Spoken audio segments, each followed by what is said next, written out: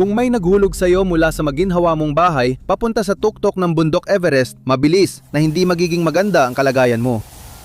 Isipin mong relax ka sa paborito mong upuan, tapos bigla kang nahulog at lumubog sa nagyelong nyebe sa tuktok ng Everest kung saan napakahirap mabuhay.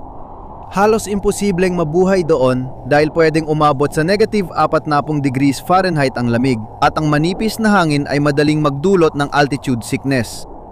Magsisisimula ng humina ang katawan mo, pwedeng magyelo ang mga daliri mo sa kamay at paa na parang popsicle at maglalaho ang linaw ng isip mo dahil sa hypoxia. Sa ilang minuto, tila naglaho ang dating komportabling buhay na palitan ng malupit na realidad ng bundok. Hindi lang tuktok ng Everest ang pwedeng pumatay sa'yo. Makikita sa ilang totoong malulungkot na kwento na nagsisimula na ang panganib sa paanan ng bundok.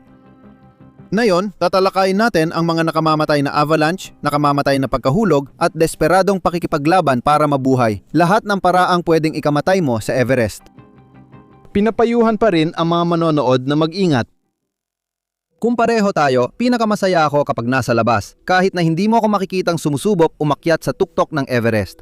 Minsan, hindi rin sapat ang kalikasan para maibsan ang stress. Mahirap ang buhay, kaya minsan kailangan natin ng kausap. Lugar na ligtas para magbahagi ng iniisip, nararamdaman at alalahanin ng walang takot mahusgahan. Diyan pumapasok ang therapy. Makapangyarihang paraan ito para sa personal na paglago, paglutas ng problema at emosyonal na kalusugan. Kung naranasan mo ng ma-stress, malunod sa problema o parang hindi makausad, makakatulong ang therapy para makita mo ang mga bagay sa ibang pananaw at turuan ka ng mga paraan kung paano mas mapapamahalaan ang iyong emosyon. Ang video na ito ay sponsored ng BetterHelp, isang plataporma para gawing mas madali at abot-kayang therapy. Sa BetterHelp, pwede kang maitugma sa isang lisensyadong therapist sa loob lang ng 48 oras. May flexibility kang pumili ng video, telepono o live chat sessions at pwede kang mag-message sa therapist mo kahit kailan. Dagdag pa, kung hindi ka makakonekta sa unang therapist mo, madali lang lumipat sa iba. Sa libu-libong therapist at 4.5 star rating sa Trustpilot, mapagkakatiwalaan mo ang BetterHelp. Kung nahihirapan ka at sa tingin mo ay makakatulong sa iyo ang isang therapy session, i-click mo lang ang link sa description o pumunta sa betterhelp.com/extreme at makakuha ng 10% diskwento sa iyong unang buwan ng therapy. Balik tayo sa Everest. Nagsisimula ang mabagsik na paglalakbay sa tuktok ng mundo sa nakakakabang biyahe mula Kathmandu patungong Lukla na nasa 9,383 talampakan taas. Ang maliit na outpost na ito ang pintuan papuntang Everest kung saan 40,000 trekker kada taon ang nagsisimula ng paglalakad papuntang base camp. Ito ay 12 araw na paglalakbay na kailangan ng tibay habang dinaanan ang matarik na daan, manipis na hangin at nagyeyelong gabi. Nararating ang base camp sa ika-8 araw at bumababa sa ika-9. Ginawa ko ang trek na ito noong Marso ng 2024 at wala akong ideya na ang matinding pakikipagsapalaran na ito ay kumikitil ng humigit kumulang 3 hanggang 5 buhay bawat taon. May mga ulat na nagsasabing umaabot sa 15 ang bilang. Kahit na ito ay 0.03% lang ng kabuuang 40,000 katao, hindi mahalaga ang mga numero. Buhay ang mahalaga. Tandaan, hindi pa tayo nagsisimulang umakyat sa Everest, nasa paanan pa lang tayo ng bundok. Ang 2015 ay isa sa pinaka nakamamatay na taon sa Everest Base Camp. Matapos ang trahedya noong 2014 nang gumuho ang serap at namatay ang 16 na umaakyat karamihan ay lokal na gabay. Akala ng lahat, 2015 na ang taon ng pagbabalik para maibalik ang nawalang pag-asa mula sa nakaraang season. Dahil dito, mataas ang sigla ng komunidad ng mga umaakyat ng bundok at pursigido silang muling abutin ng Everest kahit may panganib. Noong Abril 25, halos 1,000 na mga umaakyat ang nagtipon-tipon sa base camp. May ilan na nasasanay pa lang sa taas para sa kanilang pagsubok marating ang tuktok habang ang iba ay naroon lang ng 1 o 2 araw bago bumalik. Sa dami ng tao ron, 400 sa mga umaakyat ay galing sa labas ng Nepal, kabilang na sina Alex Schneider at Sam Shapat, 2 British na trekker na kasing sabik din ng iba. Nang akala ng lahat ay handa na ang panahon para sa pakikipagsapalaran, isang malakas na lindol na 7.8 ang yumanig sa Nepal at mga kalapit bansa.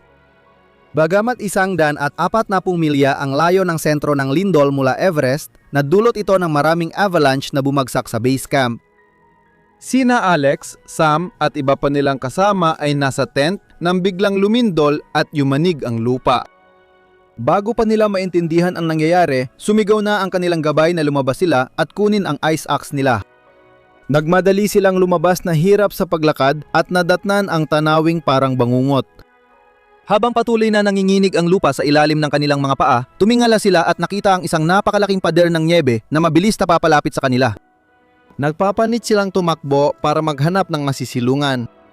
Bago sila makagalaw, isang malakas na hangin ang tumumba at nadhiwa-hiwalay sa grupo. Kahit paano, nagawa ng dalawa na makatayo at gumapang sa likod ng mga tolda, ibinaon nila ng malalim ang kanilang mga palakol sa nyebe para makakapit sila.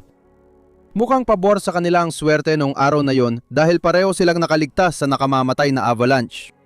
Gayunpaman, hindi ganoon ang nangyari sa iba pang mga tao sa paligid. Halos 22 katao ang naging biktima ng kaguluhan, alinman sa nadaganan o nabaon sa ilalim ng nyebe, habang 61 pa ang nagkamo ng malulubang sugat. Nangyari ang insidente sa base camp kaya mabilis nakalapit ang mga rescue helicopter at nakapagligtas ng ilan bago lumala ang sitwasyon. Hindi naman nila nailigtas ang lahat. Ang lindol na yon, kasama ng mga aftershock nito ay kumitil ng kabuang 8,962 nabuhay sa Nepal, China, India at Bangladesh. Kung akala mo avalanche at pabago-bagong panahon lang ang dahilan para iwasan ang Everest Base Camp, nagkakamali ka. Ang buhay doon ay malayo sa normal, kahit pa maganda ang panahon.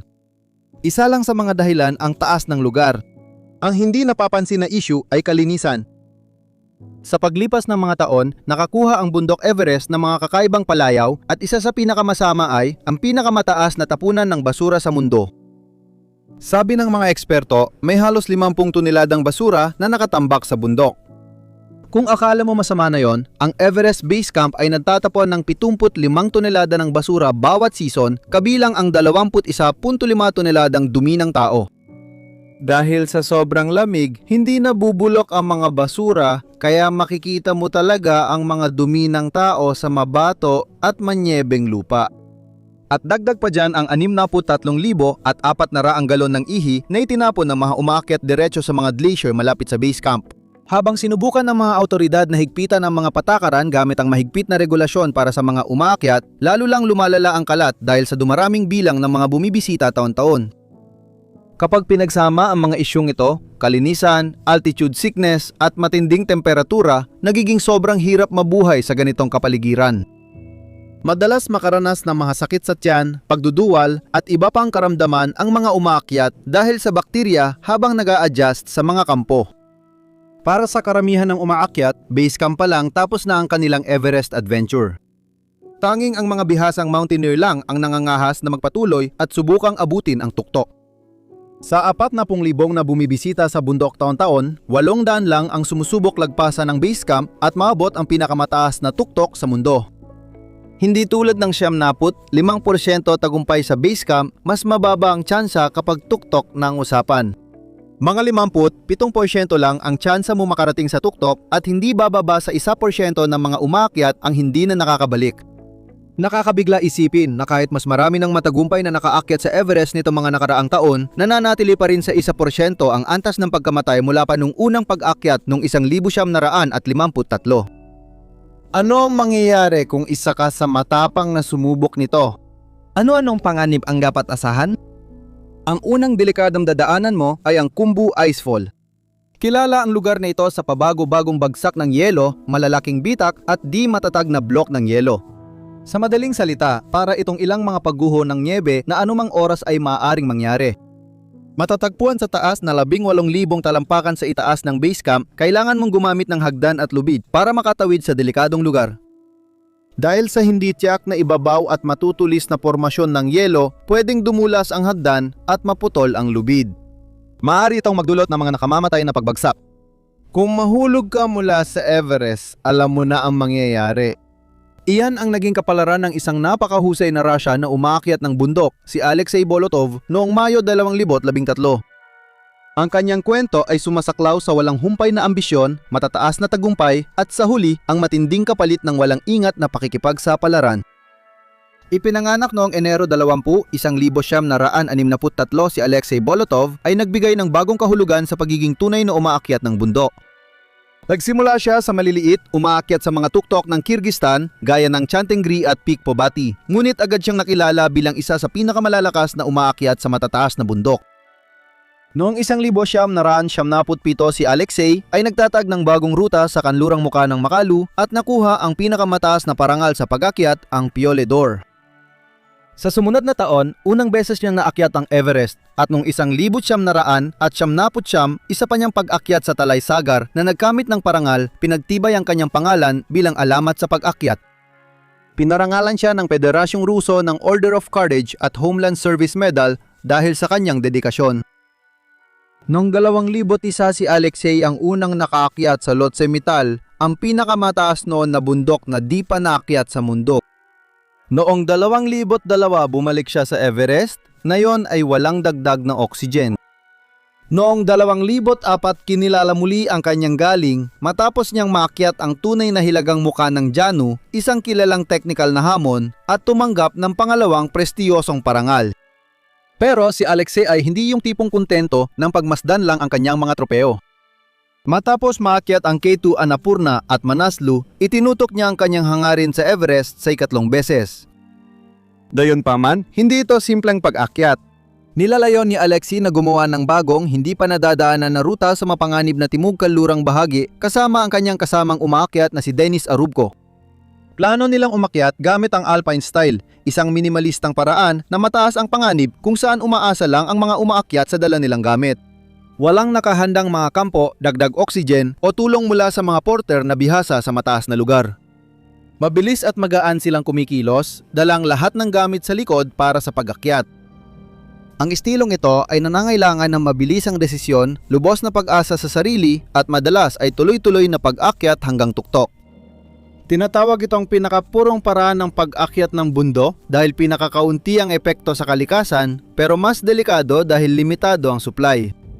Konti lang ang puwang para magkamali, walang tsansa magdagdag supply o humingi ng tulong sa bundok.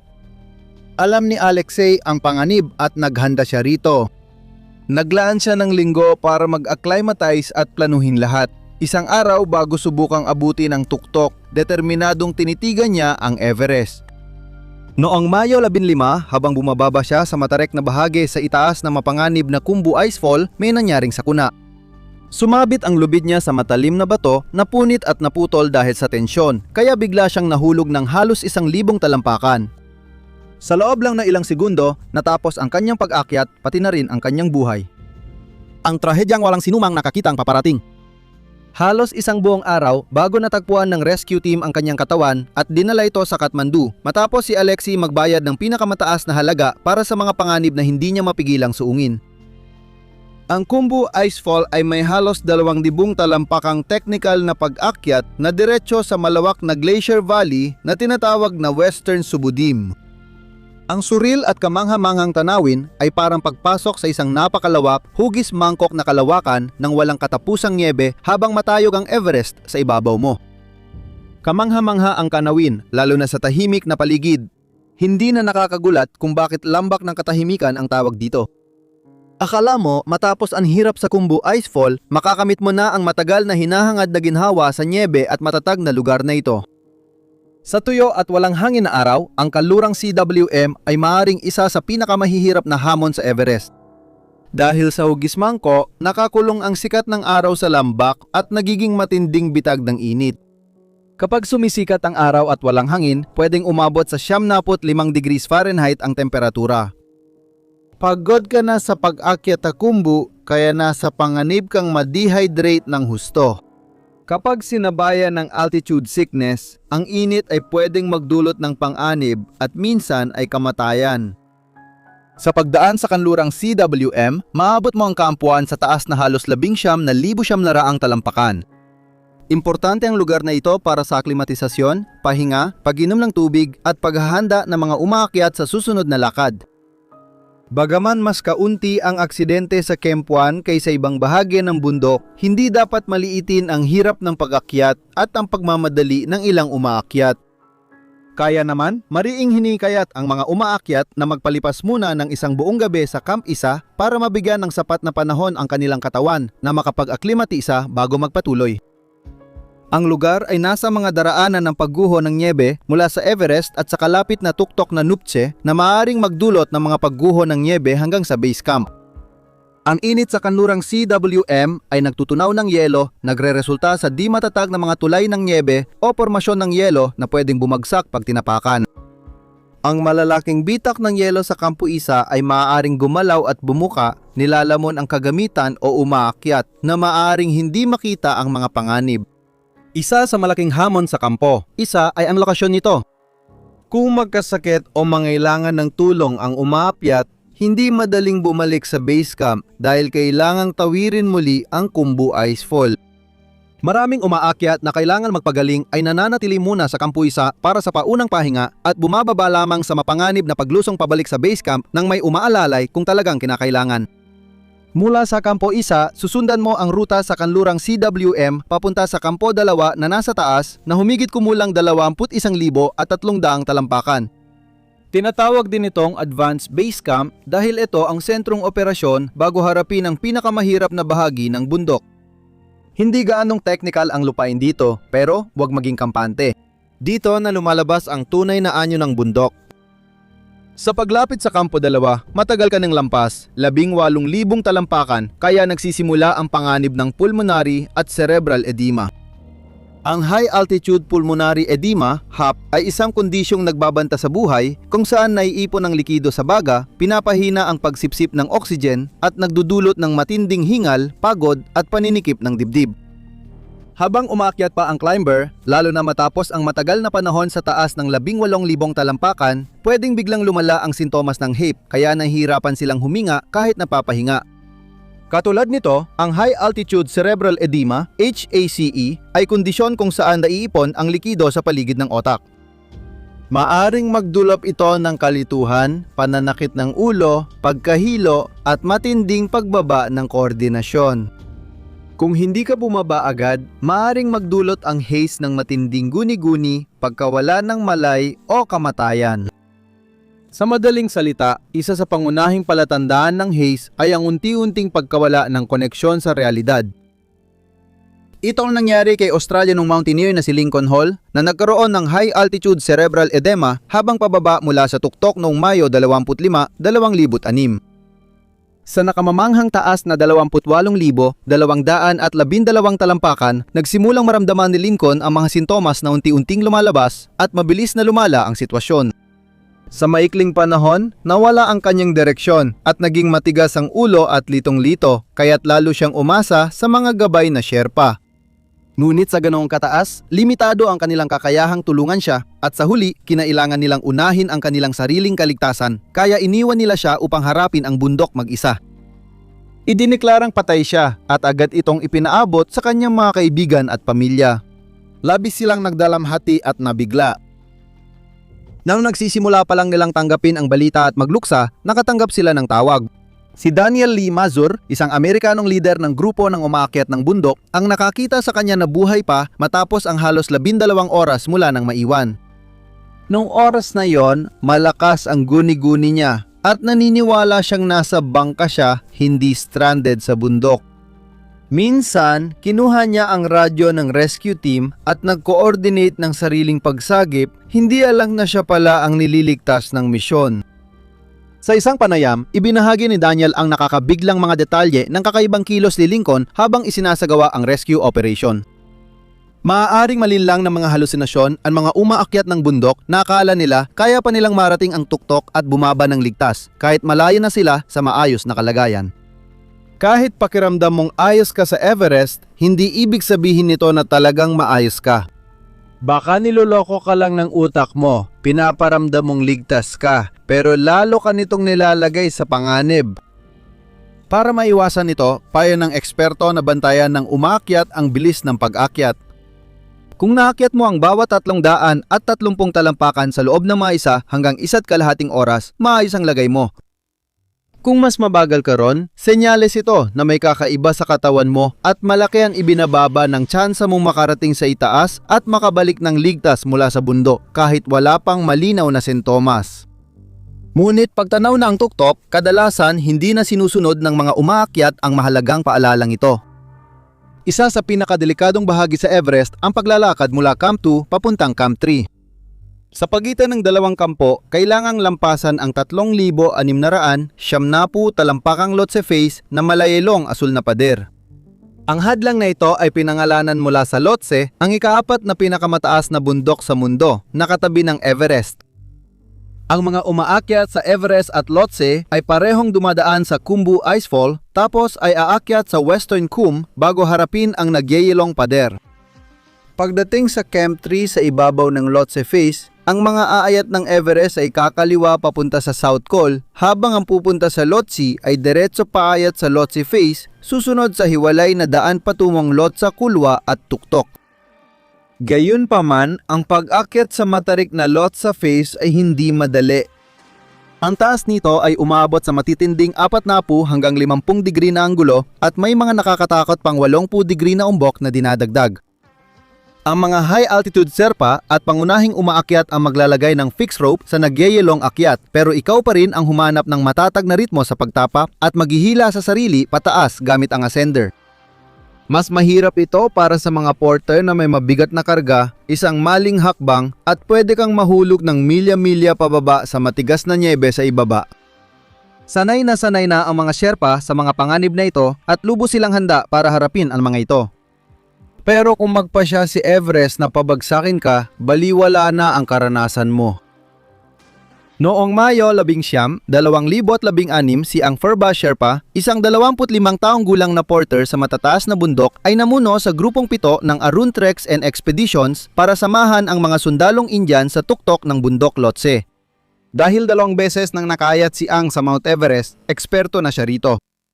Pagdating nila sa paanan ng pader, si Ang, bilang siya ang pinaka-veterano sa grupo, ang umakyat sa napakalaking pader ng yelo at nagsimulang maglagay ng mga lubid para sundan ng natitirang miyembro ng grupo. Pagkatawid, kailangan nilang lumihis patungo sa tuktok ng Lhotse para subukang marating ang tuktok.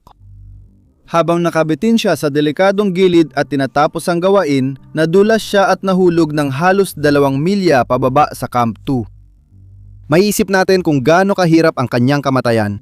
Malamang nagtamo siya ng maraming bali ng buto at sino ba ang nakakaalam kung ano pang nangyari? Rescue team ang kumuha ng kanyang katawan gamit ang mga helicopter. Kung makatawid ka sa Lhotse Face at makarating sa Camp 3 ng Everest, matatagpuan mo ang sarili mo sa nakamamangang taas na 23,625 talampakan kung saan ang tsansa mong mabuhay ay bumababa sa nakakatakot na antas. Ang susunod mong destinasyon ay nasa 2,400 talampakan papataas. Pero sa taas na ito, ang antas ng oxygen ay bumababa sa 8.7% lamang kumpara sa 21% na nilalanghap mo sa antas ng dagat. Ang rehiyong ito sa bundok Everest ay tinatawag na death zone, kung saan hindi na nakakaangkop ang katawan ng tao sa matitinding kondisyong iyon. Umaasa na lang ito sa nakaimbak na oxygen at supplemental oxygen. Kapag naubos na iyon, agad itong humihinto. Dito, tumataas ng husto ang panganib ng pulmonary at cerebral edema.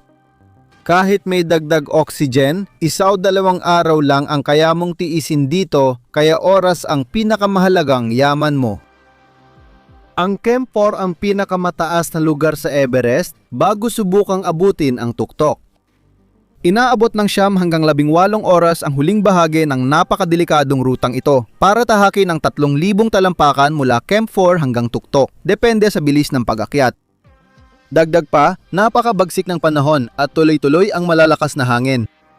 Madalas bumaba ang temperatura sa -30 degrees Fahrenheit o mas malamig tuwing taglamig.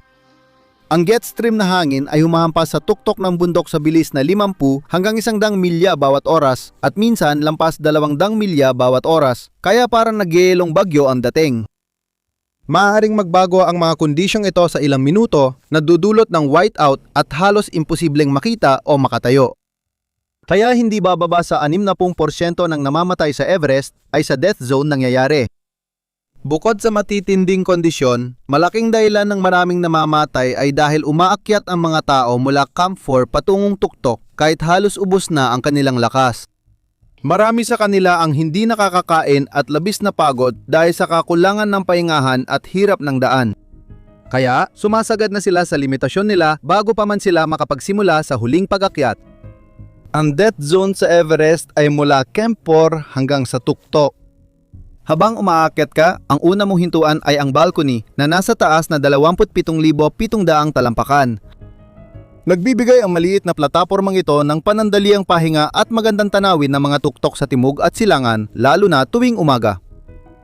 Habang umaakyat ka sa gulot, daraan ka sa mga batong haddan na liliko, kasilangan papunta sa Niebeng Abot Bewang.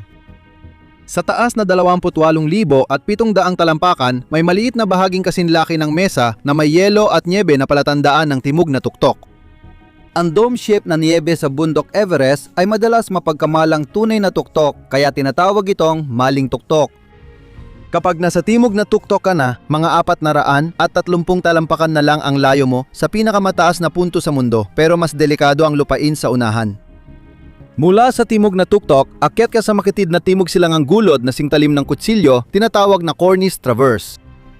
May mga hindi pantay na batong nakatago sa ilalim ng niebe dito, kaya isa ito sa pinakadelikadong bahagi ng pag-akyat. Isang maling hakbang pakaliwa, babagsak ka ng 8,000 talampakan sa southwest face. Kung madulas pa kanan, mahulog ka ng 10,000 talampakan sa Kangsheng face. Tinatawag din itong bawal na bahagi dahil kakaunti lang ang umaakyat dito dahil sa hirap ng lupain. Sa dulo ng delikadong pagtawid, sasalubungin mo ang nakakatakot na umbok kung saan dating nakausli ang Hillary Step. Ang kilalang pader na bato na ito na may taas na 40 talampakan ay labis na nasira dahil sa matinding pinsala mula sa lindol sa Nepal noong 2015. Sa perpektong kondisyon ng pag-akyat, maaari mong asahan na aabutin ng 2 hanggang 3 oras ang pag-akyat mula sa timog na tuktok hanggang sa Hillary Step at dagdag pang 20 minuto upang marating ang pinakatuktok ng bundok Everest. Ngayon, isipin mong nakatayo ka sa taas na 29,000 at 29 na talampakan, ang pinakamataas na punto sa mundo, na ang buong mundo ay nakalatag sa ilalim mo. Naglaan ka ng mahigit 2 buwan, hindi mabilang na mahihirap na araw, matinding lamig, mapanganib at hindi tiyak na mga daan, libu-libong dolyar, at higit sa lahat, palagi ang takot sa kamatayan para makarating dito. Ngayon, hindi na mahalaga ang mga iyon. Sa wakas, narating mo na at pakiramdam mo ay sulit ang bawat patak ng pawis at hirap. Ganon din ang naramdaman ng 42 anyos na Swiss climber na si Abdulwahid Waraich noong Mayo 12, 2021. Ngunit bigla siyang sinampal ng realidad. Hindi siya pwedeng manatili ng lampas kalahating oras sa tuktok na pinaghirapan niyang marating. Bukod sa matinding kondisyon at banta ng altitude sickness, lantad din siya sa UV rays mula sa niebe na maaaring magdulot ng snow blindness. At ang mawalan ka ng paningin sa taas na 29,000 talampakan mula sa dagat ay nangangahulugan ng tiyak na kamatayan. Lalong lumala ang sitwasyon kahit kalahati pa lang ng paglalakbay ang tapos. Mas delikado ang pagbaba sa Everest kaysa pag-akyat. Malamang napaubos na ang mga tangke ng oxygen ni Abdulwahid kaya't napilitan siyang bumaba ng mabilis hanggat kaya niya. Sa bawat tapang na naipon niya para makarating dito, tiyak na sinimulan na ni Abdulwahid ang pagbaba mula sa tuktok ng mundo. Walang naging problema si Abdulwahid sa pag-akyat, ngunit nang bumaba, nakaramdam siya ng matinding pagod at hirap. Habang papalapit sa timog na tuktok, matinding pagod at uhaw sa oksiheno ang naramdaman ni Abdulwahid. Nagradyo ang mga kasama niya sa kampo ng mga organizer para ipaalam ang lumalalalangang kalagayan ni Abdulwahid. Agad nagpadala ang organizing team ng 2 Sherpa na may dagdag oksiheno at pagkain. Pagdating ng 2 kay Abdulwahid, unti-unti na siyang nawawalan ng malay dahil sa acute mountain sickness. Sa kabila ng pagsisikap nilang iligtas siya, isa na namang biktima ang kinitil ng death zone. Nag-antay muna ng ilang araw ang mga rescue team hanggang luminaw ang panahon bago sinubukang kunin ang kanyang bangkay. 10 bihasang Sherpa ang naglakbay papasok sa death zone at matagumpay na ibinaba ang kanyang bangkay sa Camp 2 matapos ang 20 araw kung saan ito ay inilipad pabalik sa Kathmandu. Ito ang pinakamataas na bahagi ng bundok na nakuha ng mga Sherpa ang isang bangkay. Sa dulo, gumawa siya ng kasaysayan sa Everest pero hindi sa paraang pinangarap niya. Ang huling sandali ni Abdul ay paalala na kahit marating mo ang tuktok ng Everest, maaari ka pa rin traidorin ng nakamamatay na bundok kapag hindi mo inaasahan. Ang tanong, sulit ba talaga ang karangalang makatayo sa tuktok ng mundo kung may nakaabang na panganib sa isang hakbang pababa? Ibahagi ang iyong mga saloobin sa seksyon ng mga komento. Salamat sa panonood. Magkita tayo sa susunod. Manatiling matapang at magpakatatag.